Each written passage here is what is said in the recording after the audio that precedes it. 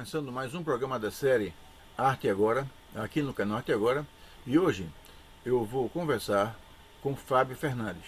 Fábio Fernandes, ele é um escritor que trabalha com as letras já há muito tempo.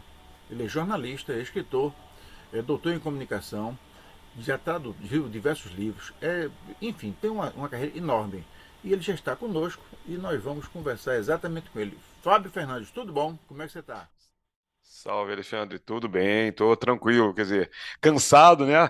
Chegando ao fim das férias aí, já vou voltar à faculdade e tô escrevendo um livro, mas daqui a pouco a gente fala sobre isso, mas eu Depois tu tô fala, bem. mas está sempre e é um cansaço bom, não é, Fábio? É um Sim, cansaço que a gente se sente assim realizado, porque não é aquela coisa marasmática, de fato é uma coisa assim que é aquele cansaço da realização, o que é muito bom.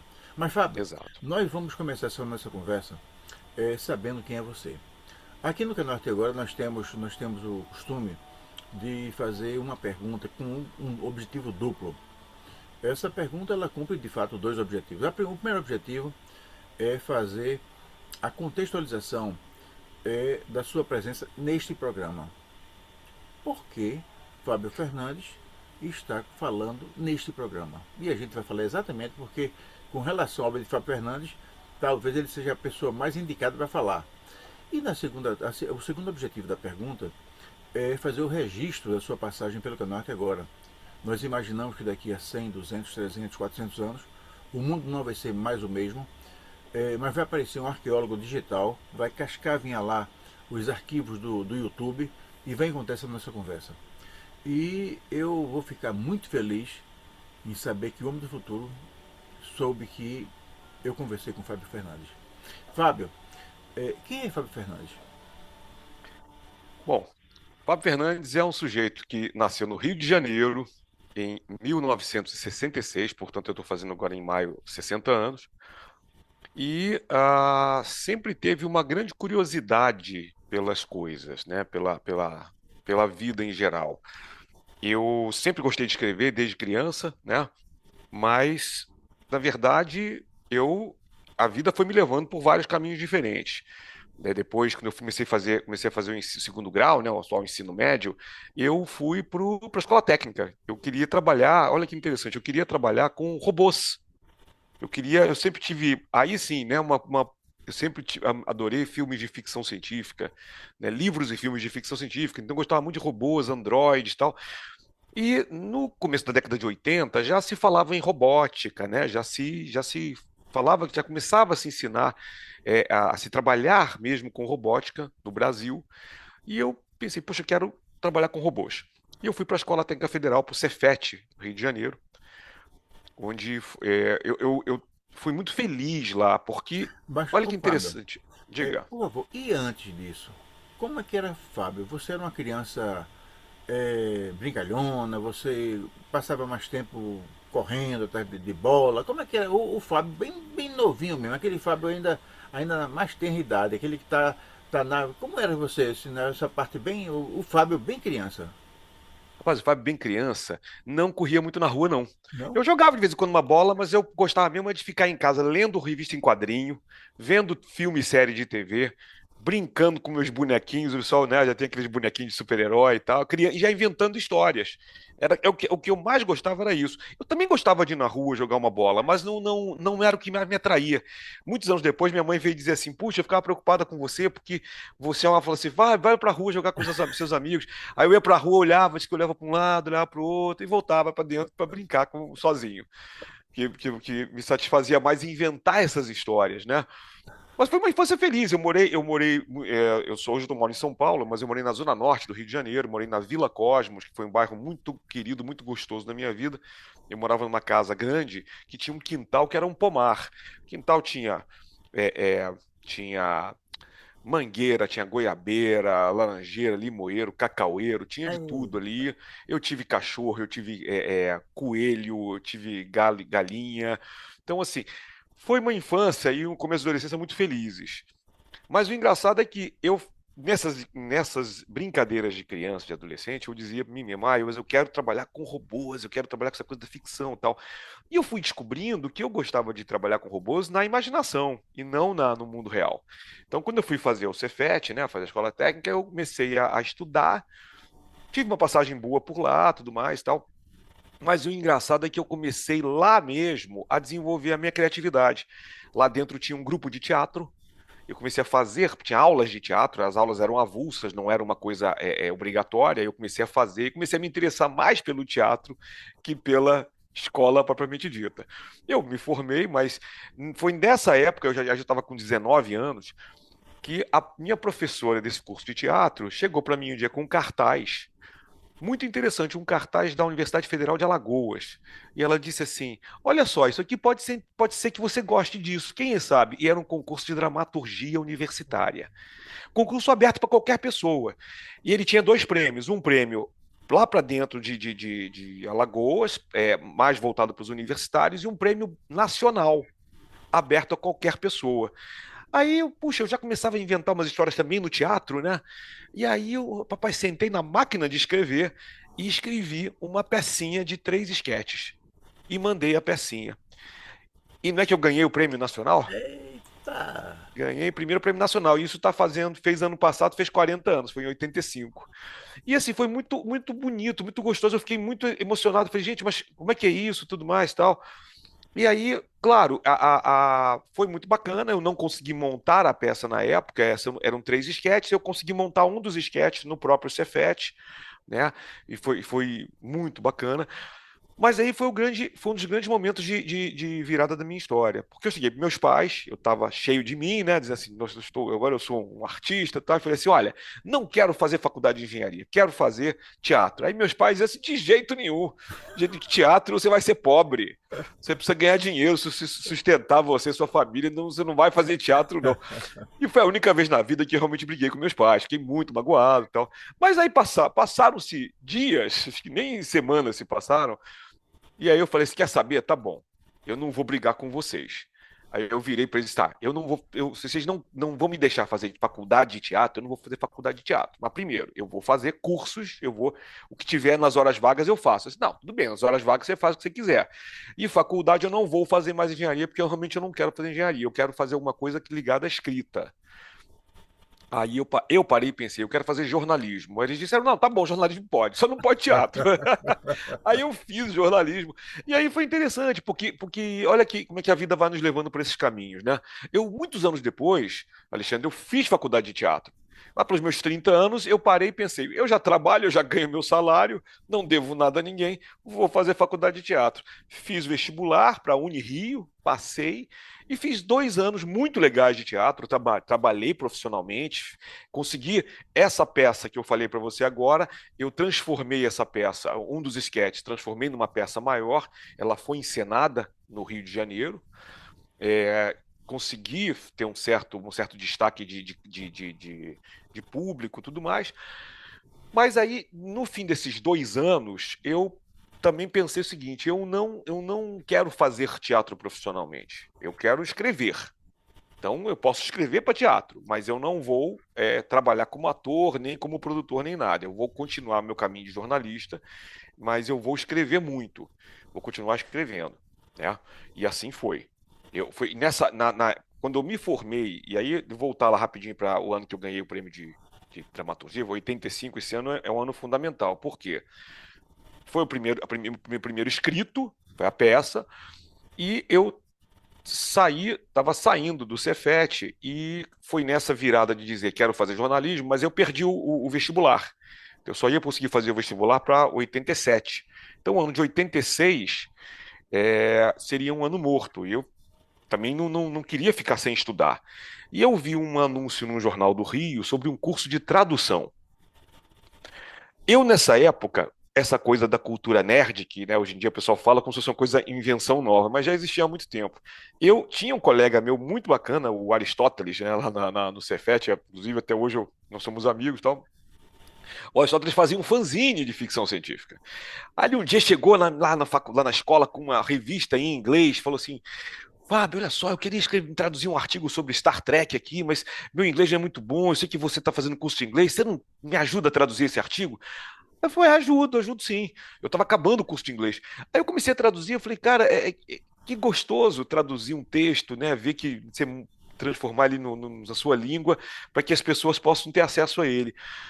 Aí quando eu vi esse anúncio do curso de tradução, eu falei para meus pais, assim, escuta, eu ainda não estava trabalhando e ganhando dinheiro. Eu falei assim, o curso não era um curso caro, mas era um curso, né, tudo mais, tal, também não era muito barato. Eu perguntei assim: vocês pagariam esse curso para mim?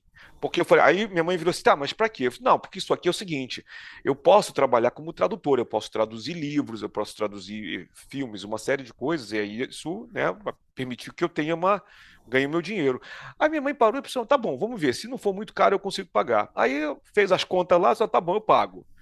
Então eu fiz um curso profissionalizante de um ano com o saudoso professor Daniel Brilhante de Brito, um tremendo intérprete e tradutor lá carioca. E então eu estudei, não só estudei tradução com ele, como ainda estudei alemão. E saí de lá, depois do finalzinho do curso, eu arrumei meu primeiro trabalho como tradutor literário na editora Record. E eu traduzi um livro de não ficção, mas a partir daí, cara, eu comecei e não parei nunca mais. Eu até o ano passado eu estava traduzindo regularmente, já traduzi muitos livros por ano. Hoje em dia, como eu dou aula, sou professor, eu traduzo pouco, mas eu comecei assim, tradução literária, né? Eu traduzi muitos livros, né? Houve uma época que eu traduzi quadrinhos também, acabei traduzindo, cumprindo esse sonho também, né? Traduzindo quadrinhos da DC, né? Do Superman, do Batman, traduzi para Panini. E trabalhei na Mostra Internacional de Cinema de São Paulo 2 anos, traduzindo legendas. Fábio, ainda com relação à tradução, eu tenho uma curiosidade. Traduzir, ao contrário do que algumas pessoas pensam, não é tão fácil. Porque a tradução não é somente você verter as palavras para outra língua. Também você tem que entrar um pouco no espírito da obra, no espírito do autor. Como é que é essa questão? Começar a traduzir é simplesmente jogar não é, eu sei que. Como é que é? Qual é o segredo da boa tradução? Rapaz, chegando a boa tradução para mim é você pensar em como aquele autor, aquela autora pensaria se fosse brasileiro. Sim. Né? A gente não pode também exagerar colocando uma gíria. E aí eu vou falar uma palavra agora que ontem eu estava cismando com essa palavra, conversando com a minha mulher. Eu não posso colocar uma gíria muito regional. Mas olha que preconceito. Eu sou do Sudeste. Aqui no Brasil, aqui no Sudeste, olha no Brasil, olha o ato falho, a gente fala regional, a gente só está querendo falar de Nordeste. Eu falei, mas se o nordestino falar do Sudeste, também é regional. Então, tudo é regional, né? No fim das contas. Então, hoje em dia, quando eu comecei, por exemplo, a gente realmente era mais focado no eixo Rio-São Paulo. Hoje, se eu faço uma tradução, dependendo da tradução, eu sou capaz também, e converso, tenho muitos amigos, eu troco ideias com eles, posso inclusive acrescentar regionalismos que não são do Sudeste, que são do Norte, são do Nordeste, são do Sul, de acordo com o tipo de tradução desejada. O importante é justamente isso, Alexandre, que a pessoa leia o texto, né, no caso especificamente da literatura, e que ela sabe que não é um brasileiro, por isso também a gente não pode pesar a mão demais, porque né, se você dá uma referência muito americana e eu vou trocar por uma só brasileira, o leitor também vai ficar dizendo, peraí, mas certamente não foi isso que a pessoa disse. Né? Agora, eu posso perfeitamente fazer com que a pessoa se sinta um pouco mais à vontade lendo o texto. Então, deixa eu tentar dar um exemplo aqui. Você vai lembrar, você deve lembrar que nos anos 70, 80, eu acho que aí eu vou falar de televisão, de outra mídia, né? O SBT tinha um programa da I Love Lucy, né? Da Lucille Ball, que era o show da Lucy, né? Que passava no SBT e tal. E a dublagem era muito engraçada, mas é uma dublagem que hoje em dia não se faz mais, porque ela citava um ator americano e aí a dublagem falava, o Tarcísio Meira. E aí, pô, tá aí, claro, ok, uma comédia rasgada, tudo mais, aí você ri, tudo bem. Talvez até naquele momento fizesse sentido, porque era para pessoa, para o brasileiro também poder rir, né? Mas assim, não posso fazer isso na literatura em inglês. Às vezes a gente até coloca uma referência que é muito obscura e tem que colocar uma notinha de rodapé. Eu evito também isso, tá? Mas sempre que é possível a gente fazer a referência. Às vezes também tem um macete de, tipo, o cara falou, esse cara aí joga que nem o Baby Ruth. Baby Ruth era um famoso jogador de beisebol dos anos 30 nos Estados Unidos. Eu posso, por exemplo, colocar, poxa, esse aí joga beisebol ou então joga futebol que nem o Baby Ruth jogava futebol lá nos anos 30. Sim, Posso acrescentar esse tipo de coisa que é aceitável, né? Tudo para que os leitores se sintam à vontade. Acho que isso também é muito importante. perfeito. Perfeito. E aí você continua então na tradução.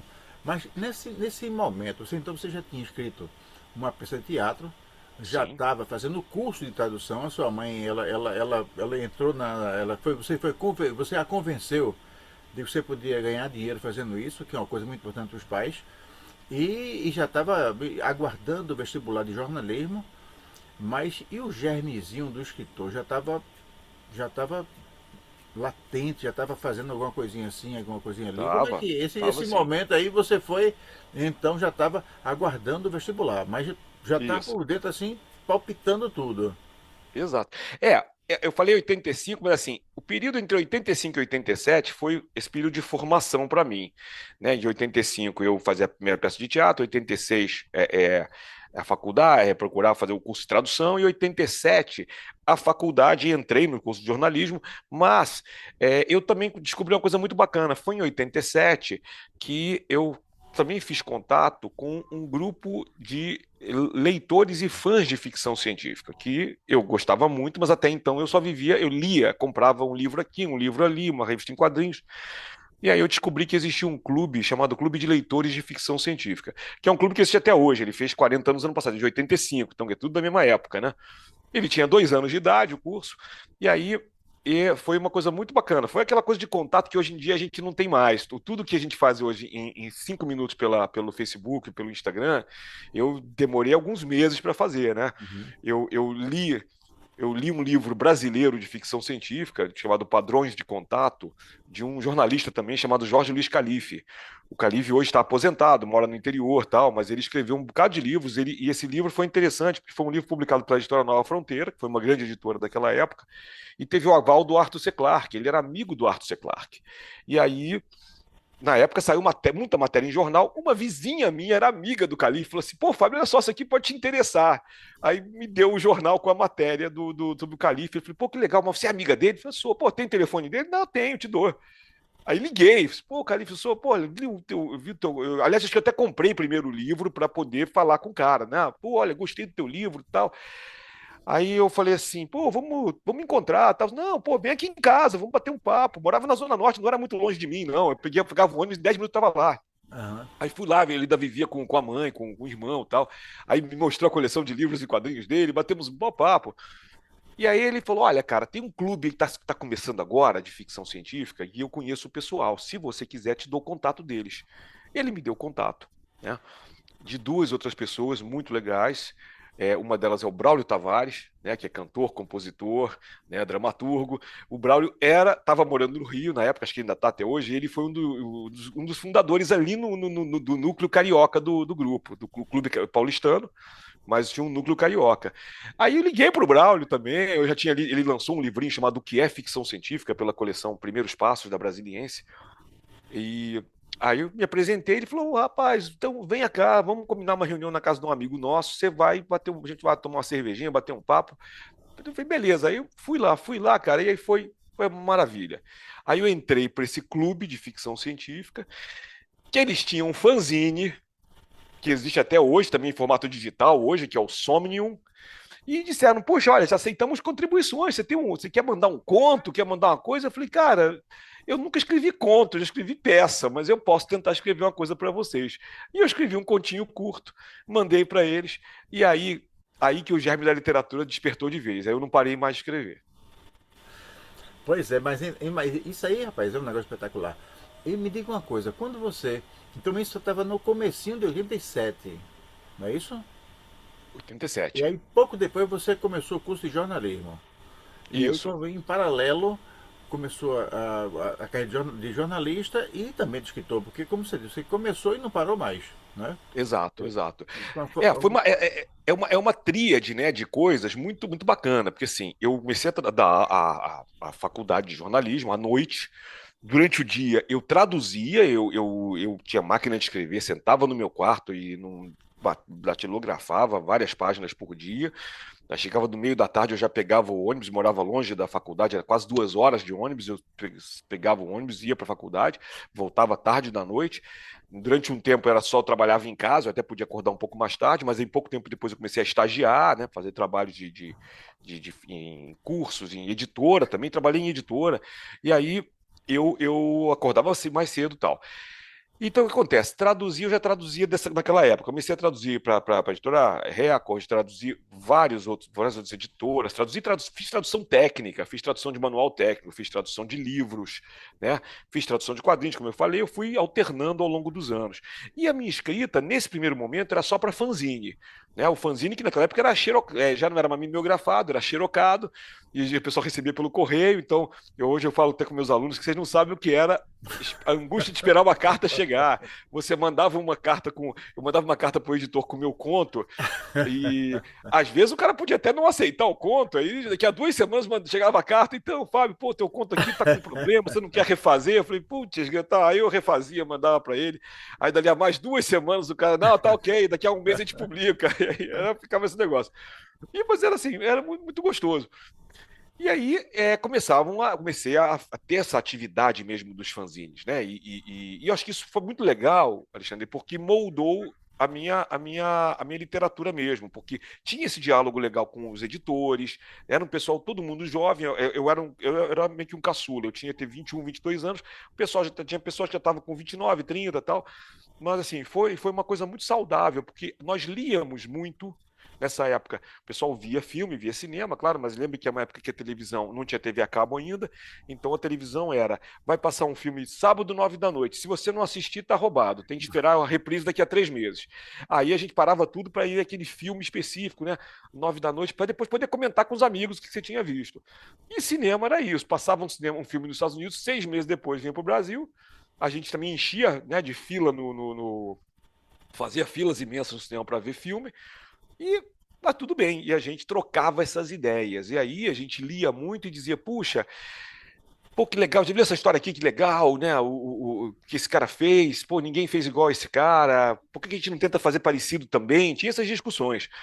Isso me alimentou muito. Então, essa prática da escrita cotidiana, a tradução também, vamos lembrar que a tradução é uma reescrita, né? Eu estou escrevendo de novo o livro de outra pessoa. Então, e como eu falei agora, desde cedo, procurando a palavra melhor. É o que você falou, a gente não joga palavras aí quaisquer. Tanto que hoje em dia eu traduzo de maneira muito rápida, eu costumo fazer hoje em dia uma tradução quase que sem pensar muito, e depois eu paro e reviso tudo com muita calma. Quando eu era mais novo, eu não fazia rápido, eu fazia realmente devagar, parando para pensar, ver um dicionário, ver um glossário. E isso foi muito bacana, porque eu comecei a ter mais carinho ainda pela palavra. Poder chegar e dizer qual é a palavra adequada para isso aqui. E pegar dicionário, aprender, né? De vez em quando eu me surpreendo, de vez em quando tem alunos meus que falam assim, eu não consegui lembrar agora um exemplo específico, mas de repente tem uma palavra específica, por exemplo, macambúzio, por exemplo. Fulano está macambúzio. Tem alunos meus que dizem assim, nossa, professor, nunca ouvi falar nessa palavra na minha vida. Ah, tá ok, é uma palavra que hoje em dia quase não se usa, tudo mais, tal. Mas assim, eu ainda me surpreende um pouco que algumas palavras os alunos nunca tenham ouvido falar. Porque no meu tempo, quando eu ouvia falar essa palavra, eu não sei o que é, eu vou procurar no dicionário. Eu já corri atrás para procurar, né? E aí o vocabulário aumenta. Então as suas ideias se expandem. Então foi um período muito rico nesse ponto, né? Eu hoje em dia, claro que eu prefiro hoje, porque eu consigo procurar muito mais rápido na internet, né? Mas eu tive essa escola muito boa, que foi o dicionário, que foi a enciclopédia, que foi. Aliás, eu trabalhei, inclusive, fui tradutor da enciclopédia Barça um tempo. E de alguns verbetes da Britânica. Uhum. Trabalhei isso já nos anos 90, né? Mas tudo isso aí só para a gente fechar essa parte, tudo isso foi muito importante para a minha vida, no sentido de é, me fazer ficar mais, entrar mais em contato com a palavra, ser mais apaixonado pela palavra e aprender mais essa carpintaria da palavra. Perfeito, perfeito. Bom, eu queria, mas eu tenho uma perguntinha para fazer, mas só quero fazer quando você concluir o curso de jornalismo e Tá, começar a trabalhar com jornalismo. tá. Porque é uma coisa que eu acho muito, muito especial. É, o trabalho com a palavra no âmbito do jornalismo e o trabalho com a palavra no âmbito da literatura artística. E aí eu queria que você. Tá. Vamos no jornalismo aí, que tô ansioso para conhecer aí. Tá legal, tá legal. Olha, é interessante. Hoje, por exemplo, hoje eu dou aula, né, no curso de jornalismo e falo, por exemplo, uma das coisas que eu mais gosto de dar aula é sobre entrevista. Como fazer uma entrevista. Porque isso também ajuda a entender a personalidade que vai ser entrevistada, né? Saber como agir com ela, como me portar com ela, e inclusive é interessante para a formação de um personagem na literatura. Você conheceu, ter o contato. Sempre falo com meus alunos, quando vão entrevistar uma pessoa, vocês não vão só bolar perguntas. Vocês vão estudar o que vocês sabem sobre essa pessoa. Ah, é um jogador de futebol? Pô, pesquisa o que esse cara já fez. Ah, é uma atriz de teatro? Ou então não. Teve uma pessoa que disse assim: eu quero entrevistar minha avó, porque minha avó veio lá de Portugal, minha avó trabalhou nisso, trabalhou naquilo, teve uma vida muito rica. Assim, ótimo. Então, pô, pergunta também para sua família como é que é a sua avó, né? Quem é a sua avó? Pergunta para outras pessoas, depois você vai lá e fala com ela e vê tudo que você puder ver. E aí eu falo assim: nunca entrevistem, olha com essa calagem aqui, nunca entrevistem pelo Zoom. Entrevistem pessoalmente, sempre que possível, porque vocês vão ver os maneirismos, os gestos, vão ver o que cerca a pessoa, se for na casa dessa pessoa, como é a casa dela, não para fazer fofoca, mas para entender. Essa pessoa tem livros em casa, como você tem uma estante ótima aí atrás aí. Eu tenho, mas é que aqui no meu escritório o restante está do outro lado, não consigo mostrar. Mas assim, a pessoa está lá e ela pode ver melhor, tipo, olha, pô, a pessoa tem um estante, tá, tem um cachorro, então gosta de cachorros, tal. Umas coisas assim que parecem bobas, mas que ajudam, né? Não só no contato com o entrevistado, como ajudam a compor a personalidade quando você vai escrever uma história.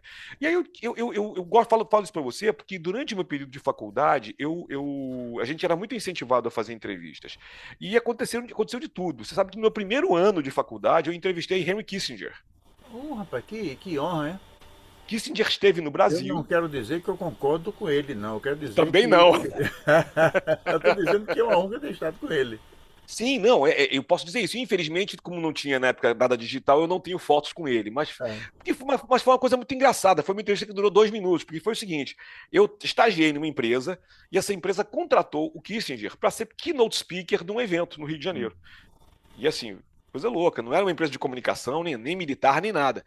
Aí me ligaram lá para casa, falaram assim: ô, Fábio, você amanhã vai tá livre de noite? Só, eu tenho aula. Não, pois é, mas olha só, o Henry Kissinger vai estar aqui no Hotel Nacional, vai dar uma palestra e a gente queria que você entrevistasse ele. Aí eu tremi, falei: que isso? Não vou conseguir fazer isso, que absurdo. E aí eu falar uma coisa que eu acabei não falando para você, coisa, uma falha minha. Antes de fazer faculdade de jornalismo, eu fiz um estágio pequeno em jornalismo em 86. E sabe onde foi isso que eu fiz estágio? Ah, No Pasquim. Eu pois fui. é, pois é. Pois é, eu trabalhei no Pasquim quase um ano, transcrevendo entrevistas. Eu não entrevistava, aquelas famosas Sei. entrevistas do Pasquim.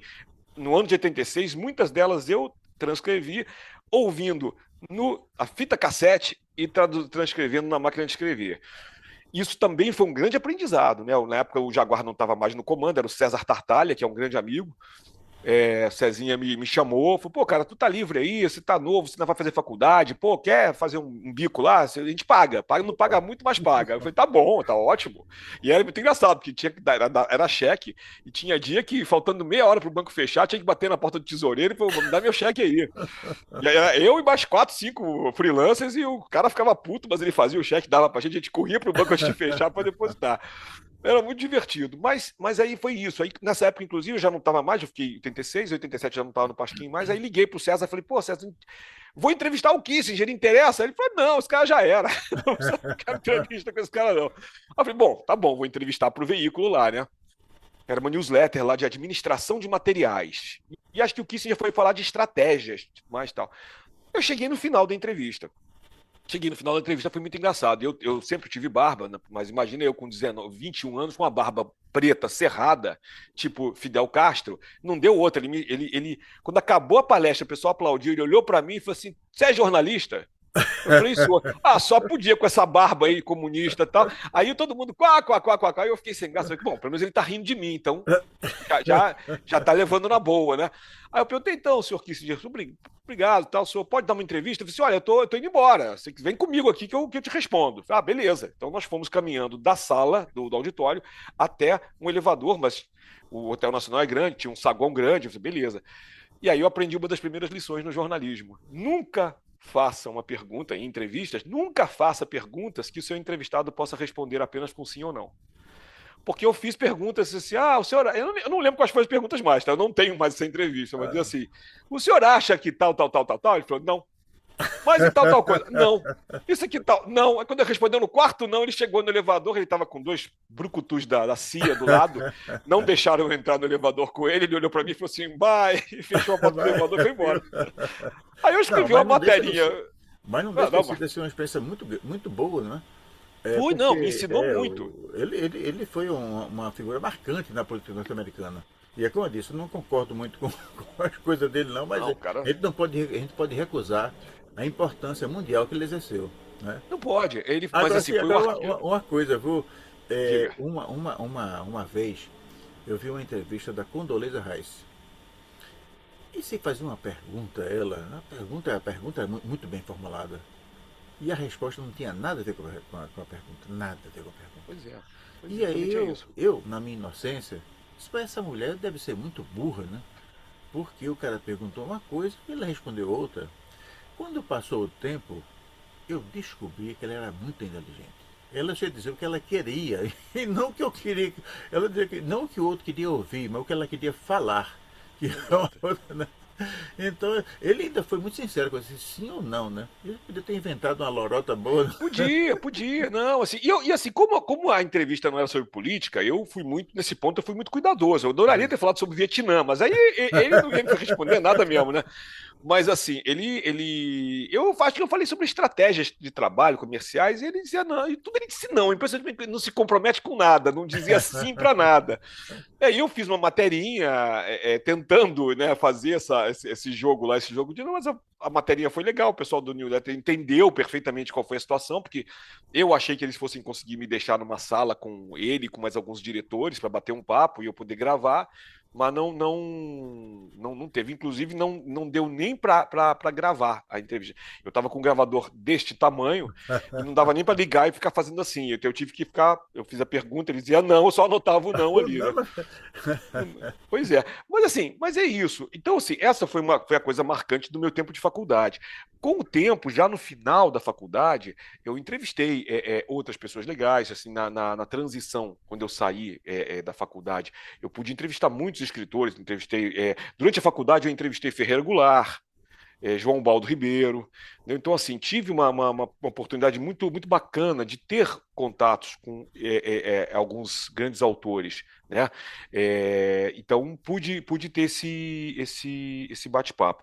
E é isso, assim, uma das coisas que mais me marcaram no jornalismo foi justamente a técnica de entrevista, que para mim, depois não, na hora eu não pensei isso, mas depois eu percebi, puxa, isso me ajuda muito a compor meus personagens para literatura, né?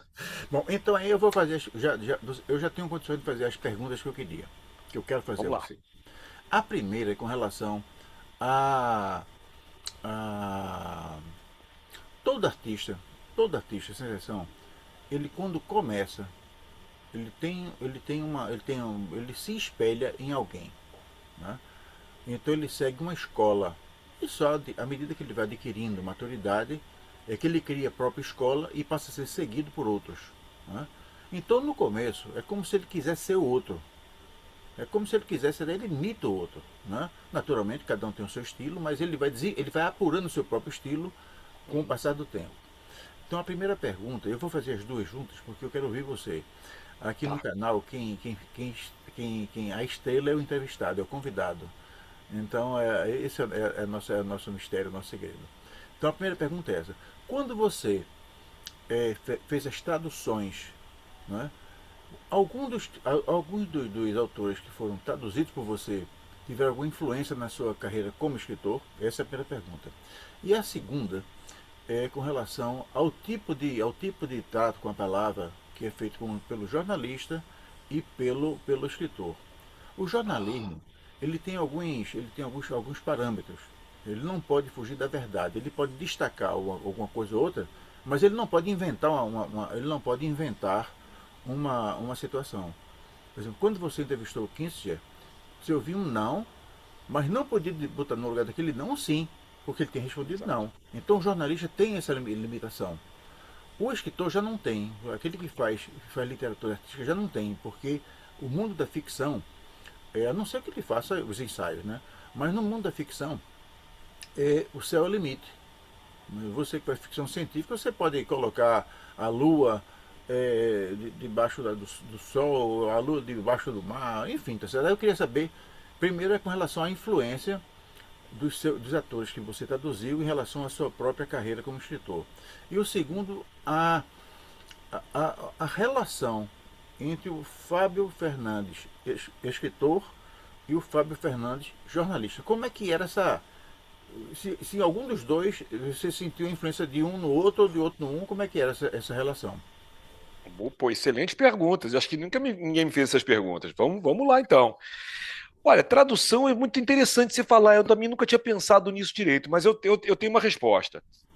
Na década de 89, 90, também já estava saindo da faculdade e entrando já na vida de jornalista mesmo. Eu fui convidado a participar de um projeto muito bacana da editora da Record, que era fazer a tradução da versão brasileira da revista Isaac Asimov Magazine.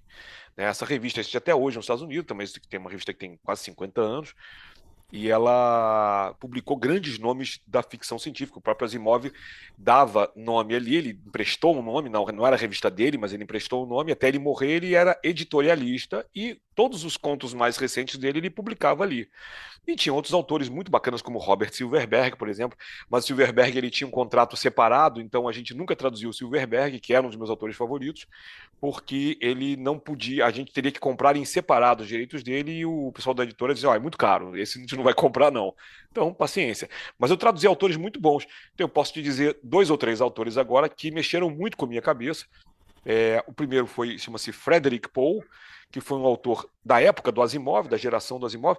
Este cara, depois que eu traduzi um conto dele, ele esteve no Rio de Janeiro, em 1990, se não me engano, para visitar o Rio e conhecer os fãs de ficção científica. Então ele se reuniu, eu lembro até hoje, fomos no playground do prédio de um amigo nosso na Urca, fornecemos, pegamos bebidinhas, salgados, tudo mais. Ele esteve com a esposa dele e com o Charles Brown, que era o editor da revista Locus, que era uma revista que o Charles Brown já morreu, mas a revista até hoje continua como sendo a Publishers Weekly do mercado de ficção científica, fantasia e horror, né? Que fala tem entrevistas com autores, mercado editorial, e ele estava fazendo uma série sobre ficção científica no mundo. Eles já tinham ido a vários países da América Latina, tinham ido na África e estavam no Brasil. Então ali foi também uma coisa, tiramos fotos, aparecemos na revista. Eu pude chegar para o Frederick Pohl e dizer, olha, eu traduzi um conto seu, se você é um dos meus autores prediletos. Ele me deu um abraço, foi super comovido e tal. Ele era um cara que ele era da geração do Asimov, mas ele escrevia bem melhor que o Asimov, e é uma pena que ele não seja conhecido hoje. Ele tinha ideias muito interessantes, né? Muito fora da casinha, vamos dizer assim. O segundo autor é um autor que todo mundo aqui conhece, mas o que me interessou nele não foi o que vocês conhecem, é o George R. R. Martin, do Game of Thrones. Eu não conheci ele pessoalmente, mas eu traduzi um conto de ficção científica dele, chamado A Flor de Vidro, que até hoje eu gosto de reler esse conto, e que é um conto de space opera, ou seja, um conto de ficção científica espacial, muito bem escrito. E fala muito sobre questão de reencarnações, de mudanças de personalidade, troca de corpos, coisas que me fascinam, inclusive tem a ver um pouco com os meus livros mais recentes, que depois a gente vai falar. Então, posso dizer perfeitamente que ele foi um autor que lá atrás me marcou muito, né? Me emocionou muito. E, para terminar, Kim Stanley Robinson, que é um autor que ainda está em atividade, é dos três o mais jovem. Os outros, né? O Frederick Pohl já morreu com mais de 90 anos. O George R. R. Martin está com acho que 70 e poucos aí, tá atuante e tal, né? E o King Stanley Robinson está com 71. Ele é um californiano que hoje parou de fazer ficção científica, trabalha com ecologia, com ecossistemas, mas é um cara muito interessante, americano socialista, esquerda de verdade, discípulo de Frederick Jameson, ele foi orientando de mestrado do Frederick Jameson, e escreve uma ficção científica que, embora seja mais à esquerda, não é, para quem está ouvindo a gente aqui, não tem nenhum preconceito com, né, quer dizer, quase nenhum preconceito, né? Dependendo do se não for extremo, né? Mas enfim, não vamos falar disso agora. Ele não balança a bandeira, tem que ser de esquerda, tem que ser leninista. Não, isso não. Mas ele, assim, é um cara que gosta de falar do social e do ecossistema. Então, ele tem muitos livros bacanas, teve só um publicado no Brasil, chamado Nova York 2140, sobre o antropoceno, né, sobre o Nova York já alagada no século 22, mas ele escreveu vários contos e novelas, eu traduzi 3 na época lá da Asimov, ele ainda não tinha escrito esses outros romances, e com ele eu fiquei amigo dele, a gente trocou correspondência. Eu estive nos Estados Unidos em 2013, pude encontrar com ele pessoalmente, bater um bom papo com ele, e é um cara que eu tenho maior admiração e respeito até hoje. Então eu posso te dizer que dos traduzidos, dos que eu traduzi, foram autores que me impressionaram muito e que contribuíram para minha escrita até hoje. E aí você falou, né? Então, por exemplo, já falamos uma parte. Da tradução para a escrita tem essas influências todas, né? Que eu peguei desses autores. E é claro que no começo da jornada do escritor, ele pega também cacoetes dos autores que ele leu e que ele traduziu. Então eu peguei muita coisa. Acho que até hoje eu tenho alguns. Eu já tenho meu estilo próprio, claro, mas até hoje eu pego de vez em quando coisas desses autores que eu admiro. Como jornalista, eu diria que é o que eu te falei mesmo, né? A primeira coisa de sujar a bota, como a gente fala na profissão, que é de meter o pé na estrada e ir para atrás das pessoas onde a notícia está, né? Para mim foi muito importante porque eu pude conhecer gente. E é isso, o jornalismo é isso. Eu acabei indo mais para o jornalismo cultural, mas o jornalismo cultural, se não é, por um lado, não é investigativo, ele, por outro, permite que você conheça muita gente, que você vá, entreviste artistas, que você vá a espetáculos, que você conheça mais sobre a trajetória, a obra dessas pessoas e das pessoas que influenciaram essas pessoas, que aí você vai começando a estudar história também. Então, assim, eu nunca fiquei preso numa coisa só. Ao estudar cultura, eu também estudo história, eu também estudo política. Se de repente aquela pessoa específica é mais à esquerda ou mais à direita, eu quero entender por que ela pensa assim e o que ela faz do trabalho dela que tem a ver com isso. Como as crenças dela, religiosas ou políticas, influem no trabalho dela. Então, isso tudo foi também passado para a minha escrita. Então, acho que hoje a escrita que eu tento fazer uma escrita que seja o mais completa possível, no sentido de, por exemplo, trabalhar um personagem para fazer com que o leitor sinta esse personagem como sendo de carne e osso, como sendo tridimensional. E nisso aí o jornalismo só me ajudou. Perfeito, perfeito. Vamos conversar agora um pouquinho sobre a sua obra literária. Tem um aqui, Os Dias da Peste. Como é o Dia da Peste? Como é? Os Dias da Peste, como é? Como é esse negócio? São Os Dias da Peste. Os Dias da Peste. Rapaz, isso é um título fabuloso. Ah, legal, que bom, que bom. Como quase tudo que eu faço, eu pego referências. Os Dias da Peste é uma referência ao livro O Diário dos Dias da Peste, do Daniel Defoe, do século XVII, né? Mas eu faço uma brincadeira aí, e veja bem, esse livro ele é de 2009, porém, ele é baseado em 2 contos que eu publiquei em 2000. Então, assim, em 2000, 9 anos antes, eu escrevi 2 contos. Eu tenho muito isso, Alexandre. Eu pego muitas histórias minhas, são contos que eu escrevi, aí anos depois eu decidi expandir, porque não, esse conto só não basta. E eu tenho essa mania, essa característica, eu gosto de fazer isso. Então, eu escrevi 2 continhos curtos, e um deles se chamava Interface com o Vampiro. Uma brincadeira com entrevista com o vampiro, né? Então, era a história do Arthur, que é um técnico em informática, que de repente ele está ali trabalhando no momento em que os computadores ganham vida. Né? Acontece a singularidade, ou seja, todos os computadores do mundo, a internet faz aquela mente coletiva, aquela mente colmeia, os computadores todos ganham consciência. Só que eu sempre também fui meio do contra. Eu já tinha visto muitos filmes em que os robôs dominam o mundo, os computadores dominam o mundo. Aí eu falei, não, será que será que seria isso mesmo? Se os computadores vão ganhar consciência, a consciência deles for parecida com a dos humanos, será que isso vai dar certo? E aí eu criei duas historinhas em que, primeiro, o Arthur tem que tentar consertar os computadores que ele não sabe que não estão com defeito, ele vai descobrir depois que. Isso não é spoiler, que está no começo do livro, tá? Ele descobre que os computadores, na verdade, não estão com defeito, eles viraram conscientes, eles podem conversar com ele. É porque tem umas coisas engraçadas. Tem uma que vai consultar um computador que xinga ele. Ele fala, pô, isso aí alguém botou um vírus aí e o cara tá me sacaneando. Não, é o computador que não quer que mexam nele. E vai descobrindo. E o segundo conto era o seguinte: anos depois, o mundo mudou, o mundo se adaptou. Os computadores dizem: olha, nós queremos viver, e nós queremos, e a gente sabe que vocês podem puxar a tomada. Então a gente não quer dominar a humanidade. A gente quer trabalhar junto. A gente é mais rápido que vocês. Então, se vocês, né, não desligarem a gente, tratarem a gente bem, a gente pode ajudar vocês com tudo que vocês precisarem. É que nem o lance das IAs agora, só que aí são mais inteligentes e pensam sozinhas. Só que ninguém imaginava uma coisa. As inteligências artificiais, elas não são mal intencionadas, mas nesse convívio com os seres humanos, elas também podem transmitir vírus para os seres humanos. Como se fossem vírus de computador, mas só que para os seres humanos. E aí cria uma pandemia. E aí, na verdade, é muito engraçado, porque há uns anos atrás, tem um pesquisador americano que criou um termo chamado infodemia, que seria uma pandemia informática. E aí eu tive que fazer um programa explicando que, na verdade, eu não, esse cara teria criado essa palavra em 2003, 2004. Essa palavra está no meu conto em 2000. Lá atrás. Eu já tinha criado a palavra infodemia. Não sei se eu fui realmente o primeiro, mas que eu fui um dos primeiros, fui. Em 2000 eu tenho o livrinho até hoje para provar, tal. Aí depois eu achei um editor, conversei, olha, eu queria transformar isso aqui num romance, o que você acha? O cara falou, não, porra, gostei da ideia, manda aí. E escrevi. Então lancei em 2009 a primeira edição. Poucos anos atrás foi relançada, a editora que lançou a primeira edição logo depois fechou as portas, então o livro não ficou muito conhecido na época.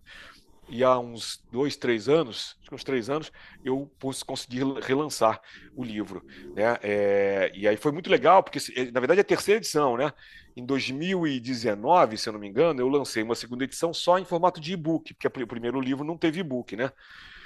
E eu chamei um grande amigo meu, que é o compositor Fausto Fawcett, que é um cara que eu respeito e admiro muito, né? A gente fez uma brincadeira. Quando ele publicou a segunda edição do livro dele, Santa Clara Poltergeist, eu fiz o prefácio da segunda edição. E aí, na segunda edição dos Dias da Peste, ele fez o prefácio. Aí, esse prefácio está no e-book e na nova edição, agora em papel. Aí, complementou aí o barato, né? Perfeito. Bom, aí depois você publicou qual? Como foi isso? Você entrou em 2009 e você publicou algo que tinha escrito inicialmente em 2000. E foi quando Exato. você lançou termos e tal. Né? Aí foi um sucesso. Aí pouco depois você vai e volta a carga e vai ao Jabuti. Como foi essa história? Ah, mas olha só, veja bem, eu demorei 10 anos para chegar no Jabuti depois desse livro aí. O Dias da Peste foi um livro que, na época, ele fez realmente sucesso entre um círculo pequeno de leitores, tá?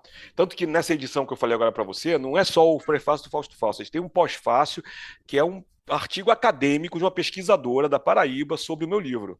Então, assim, fiquei muito feliz porque, inclusive, ela me chamou foi no Zoom também a defesa do mestrado dela, tal, e eu fiquei muito feliz. E aí ela pegou uma parte do mestrado, fez um artigo e me deu para botar no meu livro para falar um pouco sobre inteligência artificial e tudo mais. Então, assim, fiquei muito feliz, mas isso foi mais recente. De 2009 para 2019, eu não publiquei livro nenhum. Foi um hiato muito ruim da minha vida, em que eu trabalhei muito como tradutor e jornalista, tá? Eu fiz mestrado e doutorado na PUC São Paulo, eu me mudei para São Paulo em 2001 e comecei a dar aulas. Então eu parei de trabalhar nos jornais, tá? No Rio de Janeiro, na década de 90, depois de me formar, eu tinha trabalhado no Pasquim. Eu fui trabalhar na Tribuna da Imprensa, né? Depois eu trabalhei no Globo como freelancer. Vim para São Paulo, trabalhei no Valor Econômico e na Editora Abril, numa revista que não existe mais, que foi uma revista filha da Super Interessante, chamada Revista das Religiões. Olha que interessante. Eu pude entrevistar muita gente ligada a várias religiões, mas foi uma revista muito difícil, porque muitos entrevistados acabou que não queriam falar muito sobre suas religiões. A revista, por vários motivos, acabou não passando do número 6. Mas foi muito bacana, eu fui um dos grupos, um dos primeiros jornalistas a trabalhar com isso aqui, né? Mas aí eu já estava saindo do jornalismo ativo, né? Ainda hoje eu escrevo artigos esporadicamente, mas eu comecei a dar aula e comecei a me enfronhar tanto no mundo das aulas que eu comecei a focar no curso, nos cursos, né? Antes do jornalismo, eu estava dando aula no curso de jogos digitais da PUC, justamente para essa coisa da ficção científica. Então eu dava aula de roteiro, dava aula de narrativa, ensinava os alunos a escrever ficção científica. Então isso já foi uma coisa muito bacana para mim, né? Eu pude ganhar dinheiro com aquilo que eu gosto de fazer. Eu nunca parei de escrever, Alexandre, mas eu escrevia assim contos. Publicava um conto aqui, um conto ali. Desses 10 anos, praticamente uma vez por ano saía uma antologia independente com um continho meu. Então, assim, eu não parei. Eu não estava escrevendo romance. Mas justamente em 2010, não, 2010, eu comecei a escrever, eu escrevi um conto também, chamado Back in the USSR, que é o título da música dos Beatles, né? Né? Isso foi um amigo muito querido meu, carioca, o Rubenildo Barros, mas a carioca não, baiano, que mora no Rio há muitos anos, bitomaníaco, e que ele queria fazer uma antologia só de contos em homenagem aos Beatles. E, cara, é uma frustração que essa antologia nunca saiu. Essa antologia, no total, ela acabou com uns 12, 13 contos. Quase todos os autores publicaram seus contos em outros lugares, porque a coisa foi morrendo, morrendo, morrendo. Por exemplo, Braulio Tavares tem um conto muito legal chamado Paperback Writer, que ele já publicou em uma coletânea dele, uma antologia dele. E aí, o Back in the SSR, ele até está na internet hoje para quem quiser, em formato digital, no Kindle, só o conto. Joguei o conto ali. Mas aí eu falei, pô, esse conto é uma ideia que eu queria desenvolver melhor. Né? O conto é muito simples também, é aquela coisa que eu tenho sido contra, né? O Frankenstein, a criatura de Frankenstein. Como é que é a criatura de Frankenstein? Até no filme agora do Guilherme Del Toro, né? Os filmes que são mais fiéis é o quê? O Victor Frankenstein cria o monstro, né? Monstro a gente chama ele de monstro, mas não é, ele é uma criatura, é um ser humano feito de partes, tudo mais e tal. Dá vida, ele, Victor, se assusta, abandona a criatura, aí vai procurando, vai vagando pelo mundo, aprendendo, estudando, né? E se volta contra o criador, porque o criador realmente foi um cara, foi um escroto, foi um safado que abandonou ali o pai que abandonou o filho, né? E aí eu parei e pensei, pô, mas e se não fosse assim? E se o Victor Frankenstein, depois de criar a criatura, dissesse que nem, né, o Michelangelo com aquela estátua de Moisés, né? Parla, vamos lá, poxa, você fala, você tá vivo, que legal, meu filho, meu garoto, abraçasse ele e dissesse assim, vamos fazer mais. E aí o cara começa uma coisa de fazer mais, mas não é uma coisa monstruosa, ou melhor, não é monstruoso no sentido dos filmes de terror. Mas aí eu criei um universo paralelo em que o Victor Frankenstein se alia a um certo doutor Fausto. E os dois vão criar uma empresa para capitalizar esse uso dessa tecnologia para criar pessoas ou ressuscitar pessoas. E aí, o que acontece? 200 anos depois, na nossa época, o mundo está mudado. Os Estados Unidos não tem mais predominância mundial, quem manda é a Alemanha, a República de Weimar. Por um lado é bom porque não tem nazismo, o nazismo não se cria, né? Mas você tem um mundo que depende muito, a relação de forças depende muito da Alemanha e do poder que ela tem sobre as pessoas por ter uma fórmula que pode ressuscitar as pessoas. Mas é a coisa do capitalista. Uns pagam mais, outro quem não paga não tem direito, ou tem uma fórmula mais, né, mais rastaquera. E aí eu joguei mais uma maluquice na história, eu joguei John Lennon. Assim, como a história tinha que ter a ver com os Beatles, eu falei, John Lennon não morreu. Em 1980 ele foi assassinado e foi ressuscitado. Só que aí ele acaba sendo jogado contra a vontade numa trama de espionagem. Eita. Justamente. E aí, cara, eu não vou falar mais. Eu sei que é o seguinte, vou só te falar uma coisa. Entra Marcel Duchamp, entra Che Guevara, entra Yoko Ono, entra todo mundo nesse livro. Como diz um amigo meu, só não entra o homem do xilofone, o resto entra. Entendeu? E aí achei assim, mas esse foi um livro que aí, Alexandre, eu vou te falar uma coisa. Enquanto os dias da peste eu procurei fazer pesquisas sobre computador, inteligência artificial, para fazer uma historinha quadradinha. Quadradinha não, redondinha, né? Mas Eu uma também. história que você lê e diz, puxa, isso aqui faz sentido. Isso aqui foi uma informação real que ele inseriu aqui e tal. Nesse não, nesse eu viajei, nesse eu chutei o balde e disse assim, eu vou pirar. E foi muito legal, porque aí, em 2020, o livro saiu em 2019, pela editora Patois aqui de São Paulo, em 2020, eu tinha a surpresa de descobrir que eu fiquei entre os finalistas do Jabuti. Opa, Porque parabéns. aquele foi o ano em que se abriu a categoria nova de romance de entretenimento. Que é uma coisa meio complicada, tem gente que se ofende com isso, mas não me ofendi, não. Porque é o seguinte.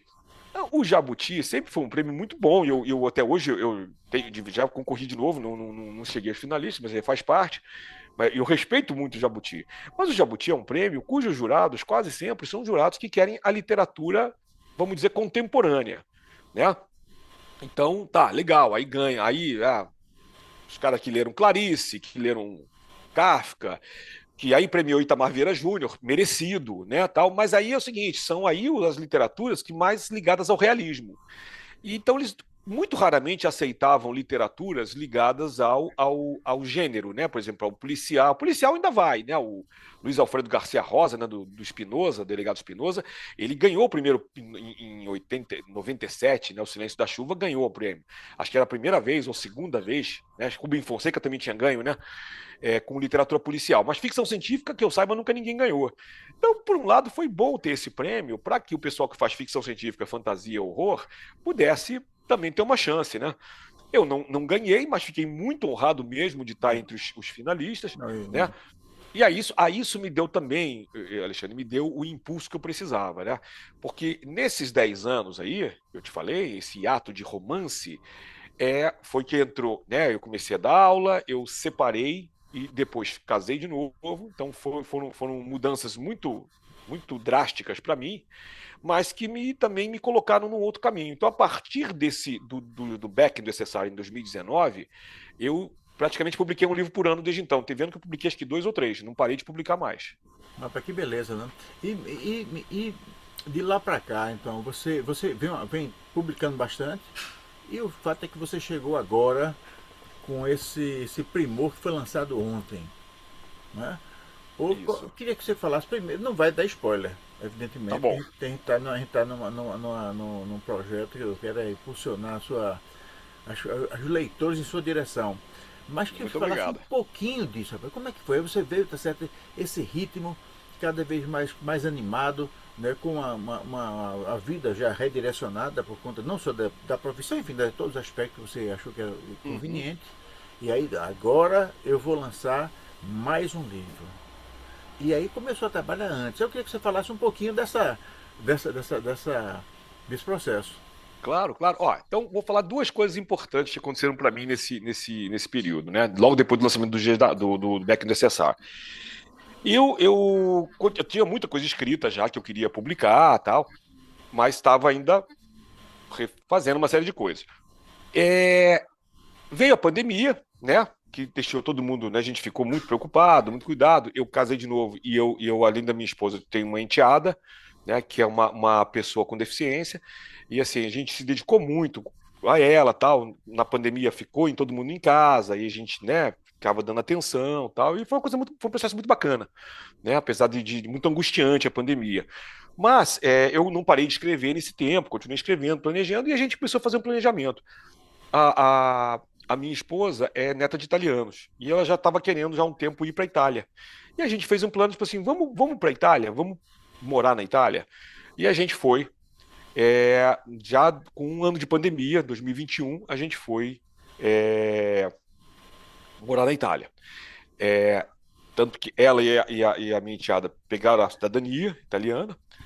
Como a gente tinha pouco tempo de casado, o governo não deu a coisa, devo tirar agora a cidadania, deixei para tirar depois, né? Não se podia tirar na época lá.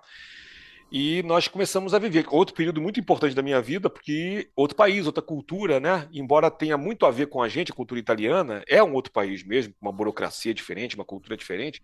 E olha que interessante, eu já tinha um editor italiano, eu publiquei uma vez uma coletânea pequena em italiano. E eu fui para Roma, o editor era de Roma, pude encontrar com ele várias vezes, tomar um café, um cappuccino, almoçar, tal. E eu estava com meus planos, eu vou parar de escrever em português. Por quê? E aí preciso te falar isso para chegar no livro atual. Eu publiquei muita coisa em inglês, tá? Nesse período do hiato, a segunda coisa importante foi que em 2013 eu fui passar um tempo em Seattle para fazer uma oficina chamada Clarion West, né? A Clarion West, existem duas. A Clarion Clarion, que é de São Diego, e a Clarion West, que é em Seattle. São duas oficinas que também têm mais de 40 anos. Foram criadas por escritores de ficção científica e o objetivo é esse, é se desenvolver narrativa de ficção científica ou fantasia. Então você... E assim, muitos desses oficineiros lá tiveram grandes carreiras, ganharam prêmios e tal. E eu fui para lá, você fica, é que nem Big Brother, você fica 6 semanas internado numa casa com outros 17 participantes. Você pode sair, claro, né? Todo fim de semana tinha algum escritor da região dava uma festa pra gente, dava um jantar, tal, era muito bacana, né? A conhecer a comunidade, que nos Estados Unidos é uma comunidade muito, muito unida. A comunidade, quase todo mundo, um pensamento mais à esquerda. De novo, não estou falando aqui na questão ideológica, mas na questão social, não tinha xenofobia. Eu sou brasileiro, me tratavam muito bem. Às vezes me confundiam com argentino, mas tudo bem. Mas eram todos muito simpáticos e muito educados. Eu falava, os argentinos não, Brasil, não, desculpa, tal, mas era tudo muito, muito, muito gentil. E até hoje eu tenho amigos lá. E aí eu conheci pessoas muito bacanas, cara. Eu estudei com pessoas como Joe Hill, que é filho do Stephen King, mas até a Tabitha King esteve lá para dar uma palestra pra gente, né? A mulher do Stephen King. Aquele autor que eu falei agora há pouco, Stanley Robinson, esteve lá para dar palestra pra gente, foi aí que eu consegui conhecê-lo pessoalmente. Samuel Delany também, que é um grande escritor que já tem coisas publicadas no Brasil atualmente, na época ele nem tinha, mas já era ele está com 80 e poucos anos, ele já era um decano da ficção científica, né? E foi o instrutor com quem eu aprendi mais ali, que me ensinou muitas coisas, inclusive essa questão do conto versus romance. Ele me deu vários insights para eu poder transformar meus contos em romance. Então, e aí nessa época eu já estava publicando muita coisa em inglês. E foi que depois que eu voltei de Seattle, eu publiquei 2 livros em inglês. Tá? Eu publiquei uma coletânea de contos, tá? Chamada Love and Archaeology. Alguns desses contos eu traduzi para português, já publiquei no Brasil. E publiquei um livreto, uma novela steampunk chamada Under Pressure. Fiz uma brincadeira com a música do David Bowie. Eu até coloco um personagem que é uma versão século XIX do David Bowie na história. Não vou falar mais para não dar spoiler. Mas aí eu criei uma mulher protagonista. Primeira coisa que eu fiz primeira vez na minha vida isso. Né? Ontem eu estava contando no lançamento do livro, né, que a minha esposa, Patrícia Salvatore, que é uma profissional de relações públicas e professora, ela me ajuda muito, a gente conversa muito. E ela um dia me fez o desafio: por que você não escreve uma protagonista, né, mulher? Na hora eu respondi: não, mas eu não vou saber fazer isso, eu sou homem, não sei o que. Ela falou: você é machista, que bobagem, você pode fazer, sabe fazer. Aí eu parei e pensei: será que eu sei? Aí comecei a pensar, E aí, quando pintou essa oportunidade, foi um amigo meu britânico que falou: pô, eu tô aqui, eu tô com um problema, eu tenho que publicar 4 histórias e um dos autores pulou fora. Eu falei: pô, deixa, eu faço também. Eu falei: pô, mas você quer mesmo? Pô, tem poucos meses para escrever a história. Eu falei: não tem problema, me dá as diretrizes que eu escrevo. Eu escrevo sob encomenda também, não tem problema. Aí ele deu as diretrizes e eu escrevi uma história pequena, uma história curta de 20 mil palavras, 100 e poucas páginas, sobre a January Purcell, que é uma geóloga, é uma aventureira, né, uma exploradora, que também veja bem, aí está a sacada do livro, é uma oneironauta. O que é isso? Ela é uma pessoa que viaja no tempo através dos sonhos. A consciência dela se projeta para o passado e para o futuro nas encarnações dela. E assim ela consegue resolver problemas, cumprir missões, né? Combater inimigos, vamos dizer assim, dentro daquele cenário britânico, do Império Britânico, que tinha o famoso grande jogo, né? E o primeiro livro se chama... Não, aí o Under Pressure tem essa história. Uma história pequenininha, mas cheia de aventuras. Eu brinco com os cenários do Viagem ao Centro da Terra, A Guerra dos Mundos, jogo ali os vilões, heróis, jogo vilões de Sherlock Holmes na história, faço uma série de brincadeiras. Aí eu fiz um romance, uma novela que eu me diverti, Alexandre, me diverti muito fazendo isso. Saiu em inglês. Na época que saiu em inglês, pessoal, legal, mas não fez sucesso não vendeu muito. Mas aí no ano seguinte, 2023, ganhou um prêmio nos Estados Unidos, ganhou o Utopia Awards de melhor novela utópica. Aí eu, fiquei muito feliz, falei: caramba, tal. Não ganhei dinheiro nenhum, mas ganhei fama. Pô, legal, né? Bacana, tá valendo. Aí eu falei: pô, que bacana. E aí eu já estava querendo escrever um livro para um editor aqui do Brasil, o Arthur Weck, que é um amigo meu de muitos anos, carioca, mas que mora em Porto Alegre, abriu uma editora lá, muito legal. E aí perguntou: pô, Sherlock Holmes, eu estava escrevendo uma história de Sherlock Holmes para ele. Uma história que ainda está na gaveta, vai sair um dia. Mas aí, quando teve esse prêmio, eu perguntei para ele: escuta, o Arthur, olha só, eu gostei muito de escrever essa história em inglês. Se você quiser, eu traduzo para você publicar. O que, que você acha? Ele falou assim: eu topo, mas eu não quero uma história desse tamanho, eu quero uma história maior. Amplia essa história aí. Aumenta essa história. Aí, rapaz, foi que nem pinto no lixo, né? Que o pessoal fala, o surfista carioca fala, né? Eu me diverti. Aí eu traduzi para o português, ampliei, tripliquei o tamanho da história, ficou quase 300 páginas. E aí, o primeiro livro se chamou O Torneio de Sombras. Esse nome não foi um nome que eu inventei, foi um nome dado justamente foi um diplomata russo que deu o nome a esse jogo de espiões do século XIX. Ele chamava isso de Torneio de Sombras. É uma coisa muito bonita, né? Eu falei, pô, tá bom, vou dar esse livro aí.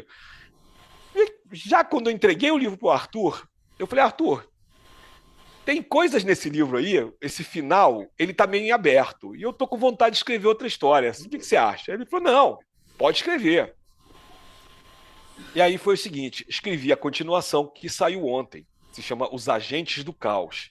É a mesma protagonista com outros personagens e vivendo outras aventuras no final do século XIX, nesse cenário dos oneironautas, tem várias facções lutando para mudar ou não o curso da história. Então, e o Torneio de Sombras, em dezembro, ganhou mais um prêmio, ganhou o prêmio Odisseia de Porto Alegre, né? E que aí só incentivou, né? Ontem, felizmente, aqui em São Paulo teve casa cheia no lançamento, já muita gente que já tinha comprado o livro, saiu em pré-venda antes, alguns que já tinham comprado e foi lá para autografar, que já estão falando, já estão elogiando o livro, que eu estou muito feliz com isso. Né? Opa, que beleza, que beleza.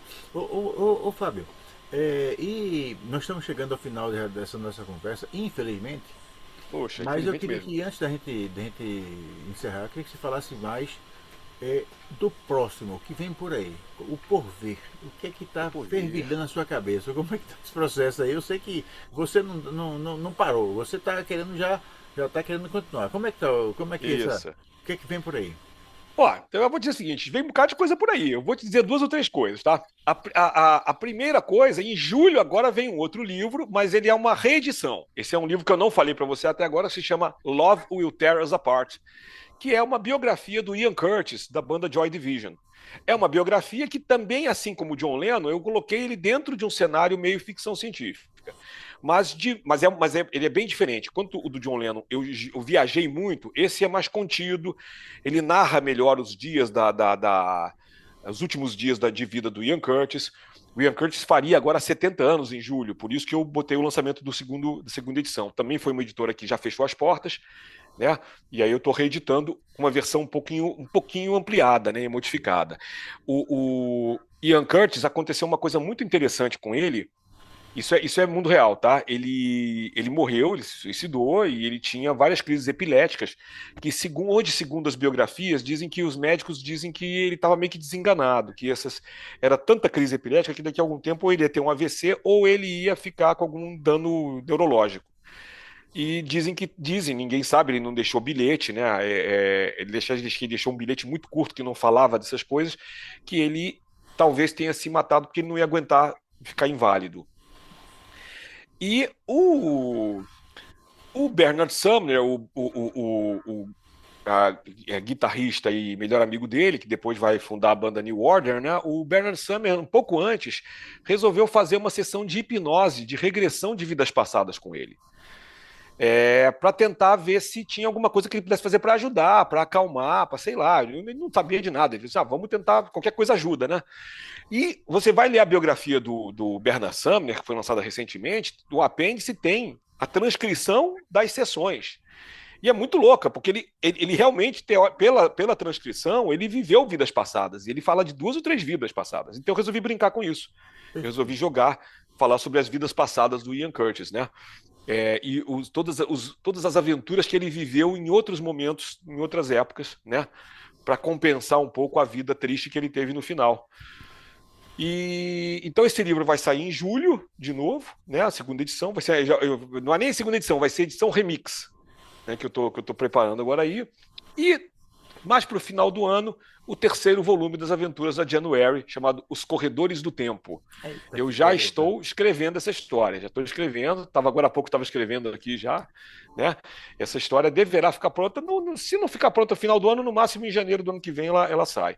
Além disso, tem mais 2 ou 3 projetos sobre os quais eu não posso contar, Por mas enquanto. eu estou, por enquanto, estou escrevendo pra caramba. Se depois você quiser me chamar para bater outro papo, eu te falo mais dos seus Claro, claro, projetos. claro, claro. Bom, nós estamos chegando ao final dessa conversa maravilhosa com o Fábio Fernandes. Fábio Fernandes é essa figura encantadora que vocês estão vendo, um autor extremamente profícuo, que escreve desde cedo, escreve muito e vai nos brindar com outros livros maravilhosos. Hoje em dia ele está ainda sobrevivendo os, os ventos de Os Agentes do Caos, foi lançado ontem, uma grande festa em São Paulo, e recomendo a todos a leitura. Aqui no canal, Fábio, nós temos um costume não, uma tradição do canal, é que quem encerra os programas é o convidado. Então, vou passar a palavra para você e para as suas despedidas, dizendo que, de antemão, que primeiro, que eu estou encantado com essa nossa conversa. Depois que Também. todos os leitores, bons leitores, devem jogar um olhar sobre a obra desse rapaz, que vale a pena. Fábio Fernandes com a palavra. Olha, primeiro, muito obrigado pelo rapaz, né? Estou me sentindo jovem de novo. Mas a verdade é essa, a verdade é a seguinte, acho que quando a gente faz o que a gente gosta, a gente rejuvenesce, né? Eu tô muito feliz também foi encantador esse nosso papo, Alexandre, estou muito feliz de você ter me convidado, de estar aqui, sou muito grato, e é muito bacana conversar com gente que entende do ofício, que gosta do ofício, porque a gente tem uma conversa boa e profícua também. Então, quero agradecer a todo mundo, todos vocês que estão nos vendo aqui. Não deixem de seguir, né, e assinar o canal. Isso aí nem me pediu para falar, eu sei o que estou falando, porque eu também já estou assinando, me tornando fã do programa, né? E acompanhem as minhas redes, né? Eu estou mais no Instagram só mesmo, né? @Fábio Fernandes Writer. O nome em inglês, é porque eu estava escrevendo em inglês até um tempo atrás, agora deu uma parada. Mas aí eu te deixei o nome do Instagram. Para dizer o seguinte, gente, é muito bacana eu estar chegando aos 60 e estar com uma produção grande. Eu gostaria de dizer que, particularmente, não só, mas também para quem está me vendo aqui, que já está na minha faixa etária e que de repente acha que não dá para fazer nada na vida, mas nunca é tarde, tá? Nunca é tarde, a gente pode produzir muito ainda. Felizmente, nós estamos num momento da humanidade que, apesar de todos os problemas, a qualidade de vida está aumentando de modo geral. As pessoas, tem muito mais pessoas centenárias agora do que tinha tempos atrás, né? Eu espero chegar aos 100, se eu não chegar, eu espero chegar à minha etapa final com muita saúde e energia ainda, e eu espero que isso aconteça o mesmo para todas vocês e todos vocês. Então, meu muito obrigado por vocês terem estado aqui com a gente hoje.